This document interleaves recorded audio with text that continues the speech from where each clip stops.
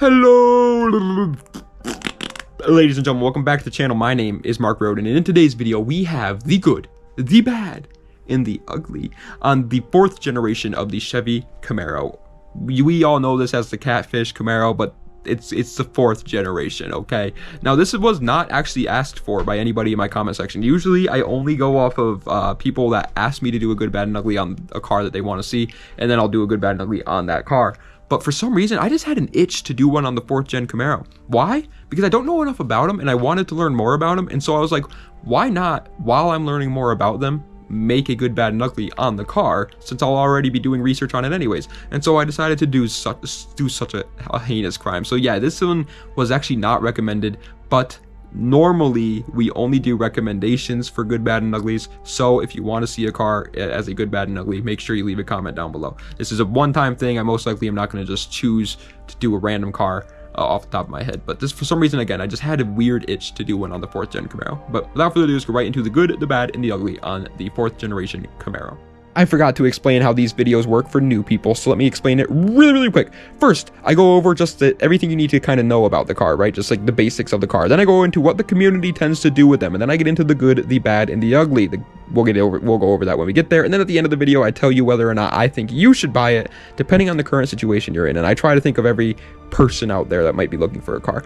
But now let's get into it. Let's talk about the car in terms of just like what it is. You know, what is a 4th gen Camaro, Mark? Well, in terms of the years made in the generation, it was made from the years 1992 to 2002, so 10 years, and obviously it's the 4th generation of the Chevy Camaro. The trim levels, this is tough. It's like impossible to find out all the trim levels for this car. Trust me, I looked at all kinds of websites, Reddit posts. Like I was going on the deep web and ordering freaking hitmen to come to my house just to hopefully get them to explain to me what this car is. So we are going to go with the most popular options, the most popular trim levels in my opinion, which are the base models, the C28s, and the SSs.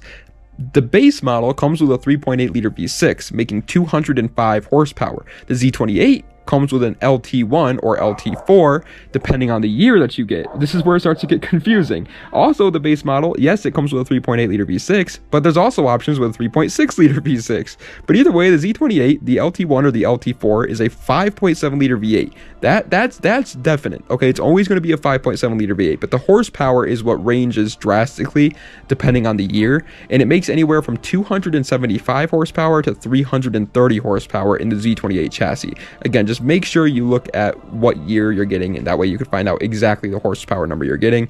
And the SS comes with an LS1, which is also a 5.7 liter V8. And so you may be thinking, okay, at least that one's easy. No, that one also changes its horsepower depending on the year that you get it, but it's anywhere from 305 horsepower to 330 horsepower. Again, I know that's confusing. Trust me, I was just as confused as you were. It was a nightmare trying to find out trim levels of this car.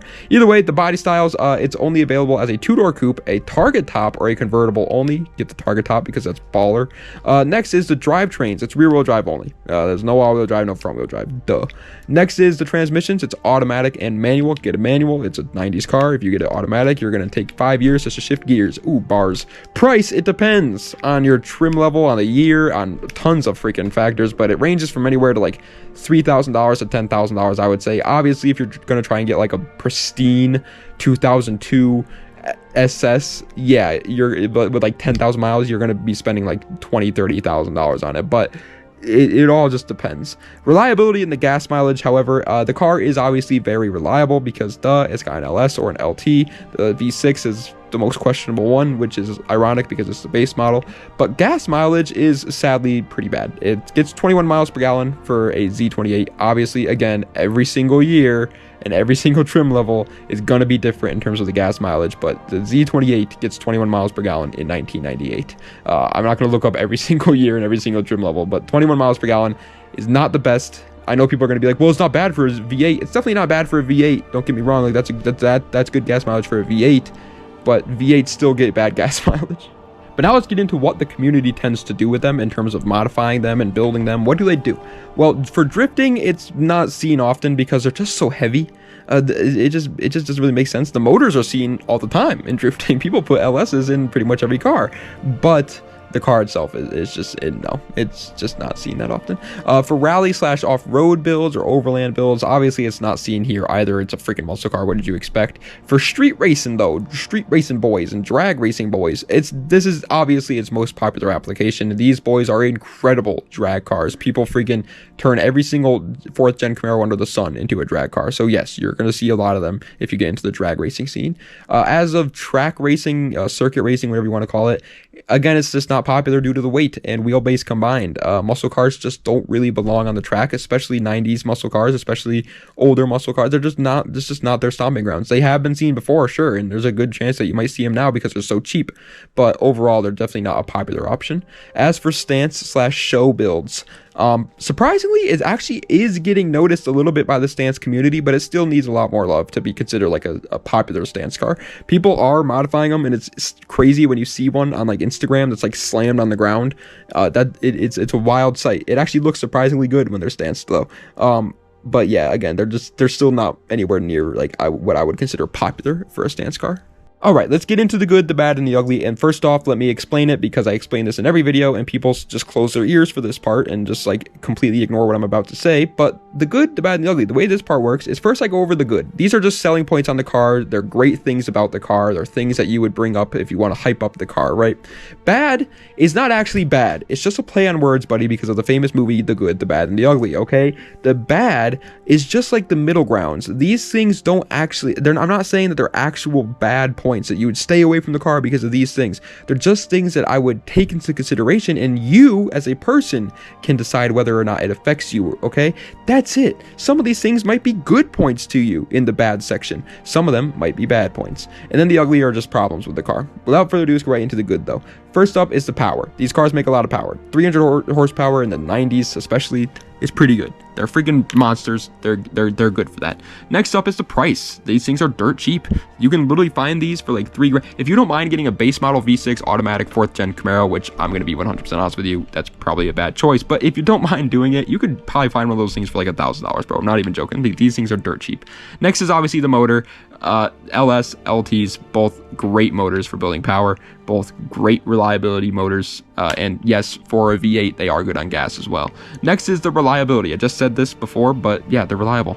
I don't know what else you want me to tell you, man. There's a reason why people put LSs and everything. They handle it. Next is the community. It's pretty cool, man. I mean, I know what you're thinking, you know, okay, well, it's full of old people. You know, it's full of our dads and our grandpas, right? Yeah, but that, in my opinion, is a pretty good community. They're usually pretty nice people. They like you. They like to help out people. I like those guys. You know, if they're a part of my community, I'm happy for it.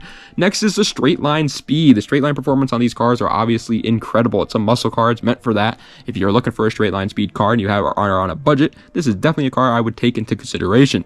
Next is, in my opinion, they're a very good investment right now. If you buy a 4th gen Camaro, take good care of it, and sell it 5 years down the line, I believe these cars are going to rise up in price. It's just only a matter of time before people start to realize, hey, wait a minute, you know that motor that we've been taking out of that car all these years before? Why don't we just buy the car and use the car? And then they're going to start using them. It's also just the whole nostalgia thing always plays into it too. After the people that grew up with these cars get older and older and older, they start to get the money to afford them, and people are going to start wanting to buy these things more often. Next is the price for parts. It's a dirt cheap car to buy, and it's a dirt cheap car to fix. God bless it. And also, for fixing is the next point. It's easy to work on. Pretty much all like muscle cars have the biggest engine bays in the world. My uncle has a C5 Corvette, and I was helping him work on it one time. Dude, I could have fit a studio apartment in there. It was insane. Next is the aftermarket support for the performance is pretty high. There's a lot of different modifications for LSs and LT motors out there. It truly does have just a ridiculous amount of aftermarket support. But notice that I said for the engine in particular though. And finally, for the good is they are still a bit underrated. I guess this could technically be a bad thing if you wanted like a car with a massive community that like there's tons of people doing everything out there for it. But overall, I would say the majority of people would rather have a car that's underrated rather than overrated. All right, but now we are into the bad. And again, you freaking goobers. I'm not saying that these are actual bad things and that you should stay away from the car because of these things. I'm just saying they are things that I would take into consideration. I want to make that so gosh darn clear, because I tried making that point in every one of my good, bad, and uglies, and people still are like, what? He thinks that's a bad thing? It's like, no, it's just something that might be bad for some people, okay? Goodness gracious, I'm getting flustered. Either way, let's get right into it. First off is the sound. I put this in as the first one for every single good, bad, and ugly video in the bad section, because obviously sound is 110% up to you, whether or not you think it sounds good. So here is a clip of a fourth gen Camaro.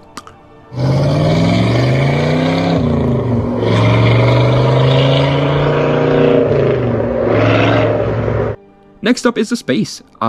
This car's space is questionable, for sure. Now, in terms of like sports cars, the space is actually pretty decent. But again, sports cars don't have a lot of space, so it's not like it has that much of competition. It just kind of depends on what you're looking for. I've seen people with 4th gen Camaros that utilize the space really well, and they're fine with it. But you might not be one of those people. Next up is the looks. Obviously, this is totally up to you in terms of your opinion on whether or not you think it looks good. But yes, this car does have a bad rep for being a pretty ugly car. A lot of people make fun of it for looking pretty bad, so just keep that in mind. Next up is the car is rear wheel drive only. Obviously, this might not matter whatsoever if you live down in like Florida. Like, who cares if you have a rear wheel drive car down there? But up in the north, this will obviously affect you. We have snow. You got to take that into consideration.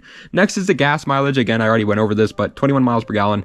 While good for a V8, yes, I'll admit that is not good overall.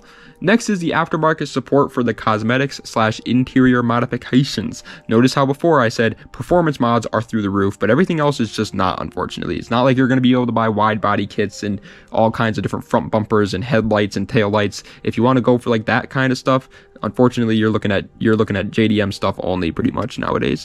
There's just not a lot of that. This car it's a drag car, okay? It has drag parts for it. Next up is the car's handling. Again, this is why I put it in the bad, because yes, the handling freaking sucks. It's not a good car to take like on a racetrack or anything like that. It just genuinely isn't. It's not good for it. But then again, who is really buying 4th gen Camaros to take them on racetracks? People are buying 4th gen Camaros to drag race them. So I don't think that most people are going to really care too much. But yes, the car does not handle well. It's a heavy muscle car with a large wheelbase. Next is the interior's design. It's just a little outdated. A lot of people on like the forum said that that's one of their biggest pet peeves with the car, that the design of the interior is just weird. Next is the cup holders suck. I got it. Freaking almost every single one of these good, bad, and uglies, I put this in the bad point, because all the cars I do reviews on for some reason have terrible cup holders. Next is their sketchy owners. This doesn't really matter too much, but it does if you're going to try and go buy one of these things. I personally hate having to deal with like sketch balls when on Facebook Marketplace all the time, and this car has a lot of them. Okay, so just keep that in mind when trying to buy one. Next is both power windows and the roll down windows have problems apparently. That's fun. How does roll down windows have problems? I don't know. That just falls off the track, I guess, but pretty annoying. And finally, for the bad, it's just common problems that almost any 20-plus-year-old car is going to have. For examples, the brake lights will dim, the interior is probably going to be ripped, the hood and rear hatch supports may give out, the fuel pump may be a bit yucky, the transmission mounts tend to go on these cars, and the intake manifold gasket will probably be leaking coolant or oil. There's just a lot of little tiny things that are just going to go wrong on pretty much any 20-year-old car, but I wanted to put them here anyway. All right, but now we're into the ugly, and again, these are things that are just genuine problems. Like, you can't argue with me on it. You're gonna have to address it at some point. It's something to take into consideration. First up is the T-tops leak. This sucks because the T-tops are easily the coolest model in my opinion, but yeah, they leak. Freaking leaks, man. Next is the automatic is truly pointless. It's not terribly unreliable or anything, but it's just a slush box, man. Just get a manual. In terms of its reliability, it's fine. It's not anything bad, but it's also not anything good. But in terms of like actually having like a performance car, I think you would have better luck if you yourself reached your bare hand into the gears and shifted them that way. I think that would be better than the automatic transmission. And finally, for the ugly is the water pump failures. Water pumps are almost always not fun to replace, and you kind of have to replace them, or else you're going to just be saying bye-bye to having a cool down motor. And apparently the water pumps in the 4th gen Camaros fail quite often. Not fun, but also not that big of a deal either, realistically. Like, this car really doesn't have the biggest deals, and most of the problems that it does have are problems that, again, pretty much any 20-year-old car is going to have. I mean, an automatic transmission being bad in the 90s is no surprise, and T-tops leaking on a 20-plus-year-old car is also no surprise. Now, my final thoughts though. Do I think you should buy this car depending on the current situation that you're in? Well, I have four different situations. So let's go over them right now. If you're just a regular Joe Schmo, average guy McGee, right, looking to buy a car as a daily driver, no, this is not the best option for you in any way. If you don't care about performance or being cool or anything like that, you just need a daily, there's 0 point in you buying a freaking 4th gen Camaro as a daily driver. Just buy a Civic, just buy a Camry, you know what I mean? As for a car guy's daily driver, however, because obviously car guys, when they buy daily drivers, they may tell the wife that it's just a regular daily, babe. It's just a regular daily. But secretly, it's a Civic Si, not the regular Civic. And still not a great option, though. It can be done. You can daily drive a 4th gen Camaro. I'm not saying it's impossible. But as a car guy daily, I would just say there's a lot of better options for you out there. As for the Sunday cruiser folks, the guys that buy it, put it in their garage, take it out once a week, and just enjoy it. It makes sense if you find one with low miles and is untouched. Like if you put a big payment down on a very, very nice model, yeah, that makes sense. Again, I think the price is going to go up, so it makes sense to take good care of it and just drive it like every once in a blue moon. Otherwise, though, just have fun with it. If you're going to buy like a $5,000 4th gen Camaro that's got like 150,000 miles on it and it's just like ready to thrash, just have fun with the car, man. As for the race car / project car guys, this is easily the best option for you.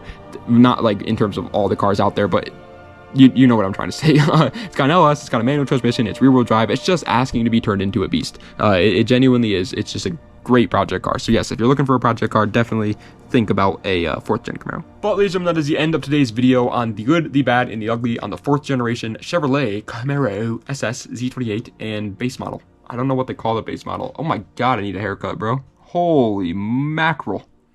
Wow. Wow. Okay. Good thing I noticed that before I looked like a Goomba going out in public.